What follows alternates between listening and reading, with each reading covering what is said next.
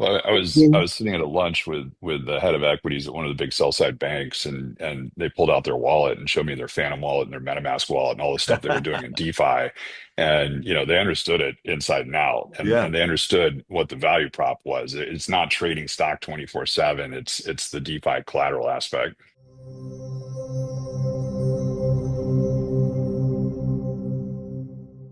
All right, so I just wanted to share with you guys some video clips that I came across in the CYPRX research section shared by the researchers that kind of coexists with this post that I made here about earning rewards on Kanzon or just earning yield on your digital assets in general and how we're entering into this era of yield generation. And it is for a fact that these financial institutions are 110% interested in earning yield on their digital assets, and in some cases are already doing so based off the information I'm going to share with you guys today.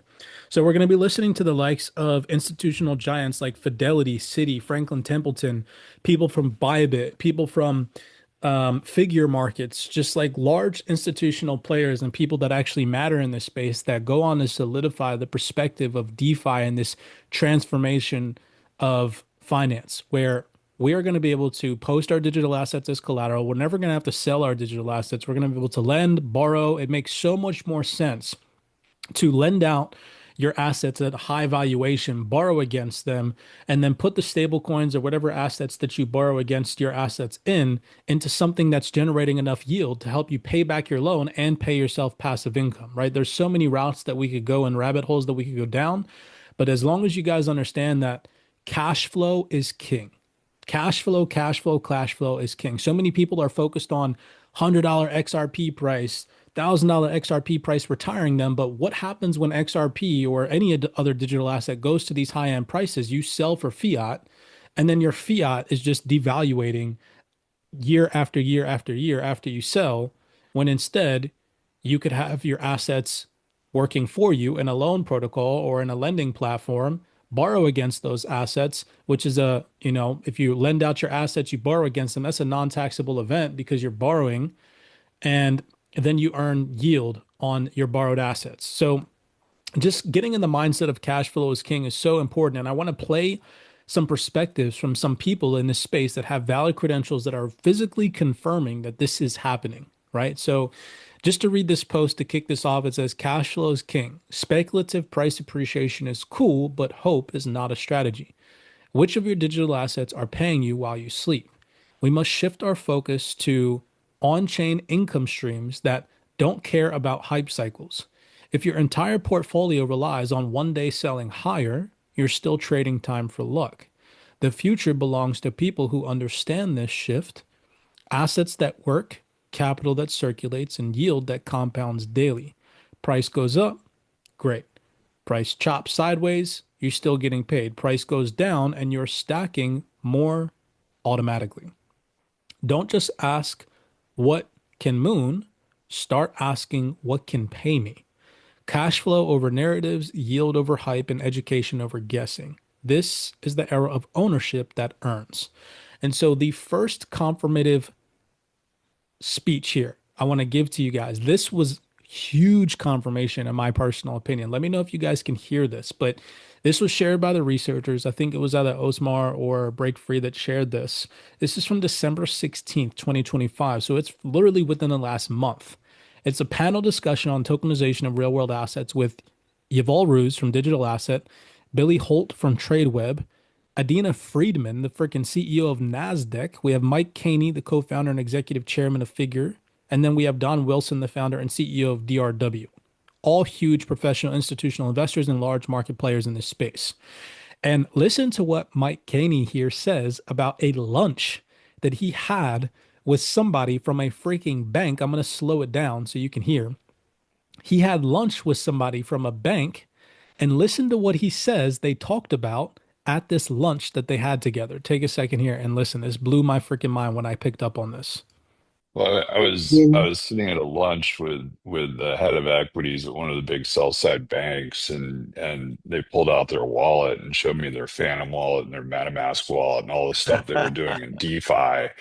And they understood it inside and out, Yeah. and they understood what the value prop was. It's not trading stock 24/7. It's the DeFi collateral aspect.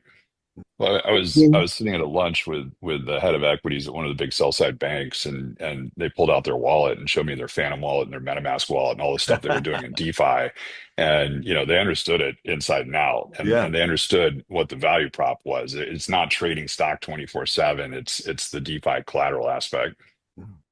Y'all, what? He just literally confirmed that he was sitting with an equities trader at one of the major sell side banks, and he pulled out his Phantom and MetaMask wallet and was conversing with Mike about how he understood DeFi and the ability to post digital assets as collateral with his Phantom wallet. That is so insane to me that he said that in this panel discussion, which just confirms that these large institutional players or people that work at these freaking banks are 110% utilizing some of the same DeFi platforms or wallets that we're utilizing here in the Well 28 Club. How crazy is that? Bro, I'm pretty sure we could go back and listen to some of our old podcasts. We called that shit, bro. We said we were like, I wonder if it's the employees behind the scenes with their own personal money and their own personal bags, not the institutional money yet, right? Because compliance regulation is not here yet. But these guys make tons of fucking money, so why would they not participate in something that, later on their institution is going to participate in? So this is major. 110%, bro. Like full blown confirmation right here, verbal confirmation that we are participating in the future of finance ahead of 90% of average retail crowd. I'd say 100% of average freaking retail crowd. Like it's insane. So moving on, because he talks about how the bank or this gentleman that he was talking to from the bank understands DeFi. Well, over here on this panel discussion, this is just from a month ago. Excuse me. This is a lady from a major advisory firm, and listen to her give advice. She's asked the question, what advice would you give to these institutions? And she literally says, go and hire degens to come work for your institution to teach people about this stuff. Take a second here and listen. Tech stack looks like, what their strategy should look like, who they should be talking to, what the use cases are, how they could use it, how it could benefit their end users. So that, you need to learn, you need to have a vision set forward for you. So there's a lot of that going on right now. Yeah, that's a really insightful perspective, and I'm sure a lot of people can empathize with what you're saying. Yes. And what is your advice for businesses in terms of turning big ideas into practical actions that make a measurable impact? Start small. That's my biggest advice. Just go out there and try. Implement something. Test. Teach some of your employees. Get people to learn, to be curious about this.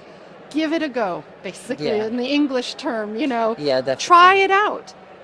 To sit there and wait for some magnanimous impact that's going to be really big is probably not the best way if you don't have that knowledge first. So go ahead, invest in a small department that does things, that teaches your organization internally, and that you as an executive can learn from.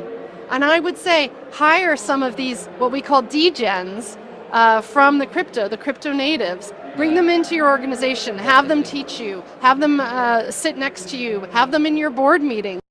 Yeah. So again, another just huge confirmation video breakdown. A lady from a major advisory firm saying, yo, hire the degens, bring the people that understand crypto into your organization to teach everybody. That is just more confirmation as to what's coming. They're not fearful of this technology.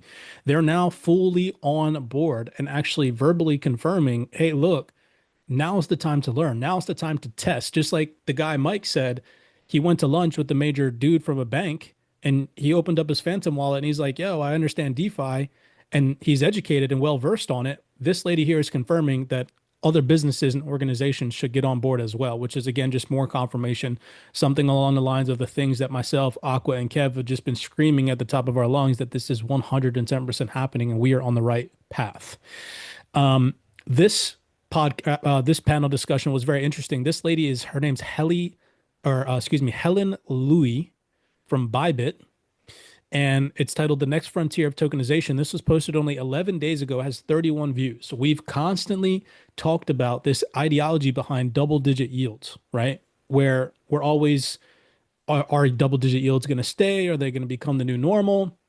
Well, here she goes on to say that in the future, we could see a future where 70% yield becomes the normal, but right now, the normal is anywhere between 4 to 14% yields, which is still double digit and way more than traditional finance offers. But nonetheless, the fact that sitting on stage next to all these other major financial institutions and players in this space, her saying verbally to the audience, we could see a future where 70% yields become the normal, just gives me so much more confidence in what it is that we're already participating in to get our digital assets working for us in this community. Take a second and listen here.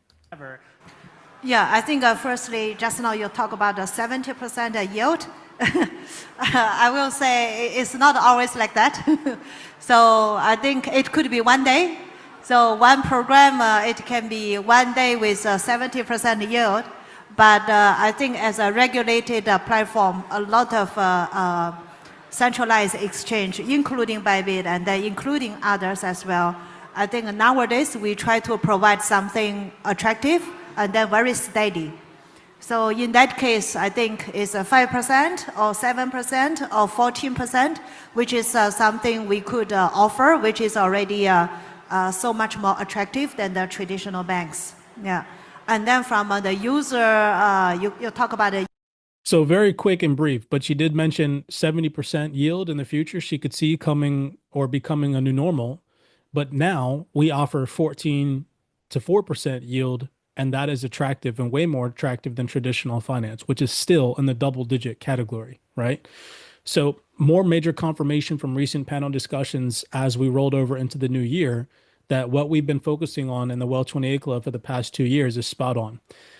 This to me was, again, more confirmation from a banking perspective from one of the largest custody providers on the face of this planet and institutional participants on the face of this planet. This is from Fidelity. So this is from the Ripple Swell catalog that came out. I think it was either, again, Osmar or Break Free that shared this one in the chat. But this panel right here, institutional custody and tokenization with financial institutions. I'm going to play a video clip of the lady from Fidelity where she goes on to talk about how Fidelity is in the process of integrating yield solutions into the core banking infrastructure. Take a second and listen here. So let's switch gears a little bit. I'm keen to hear about either traditional assets that sit in an on-chain wrapper, which is the tokenized money market fund that we also launched about 2 months ago. There are some additional things that you need to think about from an infrastructure standpoint in terms of how do you enable this asset that is a traditional fund share to now be represented on chain. And not only is it represented on chain, but it needs to have utility on chain. And that's where it becomes very, very interesting, where you've got a mismatch with your traditional back office infrastructure that runs on batch cycles, whereas these assets are transferable all hours of the day and night. And so there is additional development that needs to be done in order to be able to support these on-chain assets. And we can keep going, where you now have these crypto assets that can be staked, and there are new transaction types and functions that these assets now are capable of to generate yield natively on chain. Our traditional systems are not set up to be able to support that entire life cycle, and so additional development there is necessary as well. Brilliant. So she just talked about how these assets have the ability to generate yield and how the traditional financial system is not set up to support that, but that additional developments in that field are necessary, which is huge confirmation from a key player in a space like Fidelity that that is the way that future of finance is headed, right? So I just wanted to play these video clips. And then the last one that I'll play to leave you guys with some optimism. This came from Rob Allen. He is the director of the Hedera enterprise adoption at Hashgraph. This is from just a month ago. Another video breakdown, relatively unnoticed amongst the masses, 319 views. And towards the end of this, he just goes on to talk about how in 2026, people are going to be surprised at the level of adoption that is going to take place at scale from an institutional and enterprise standpoint.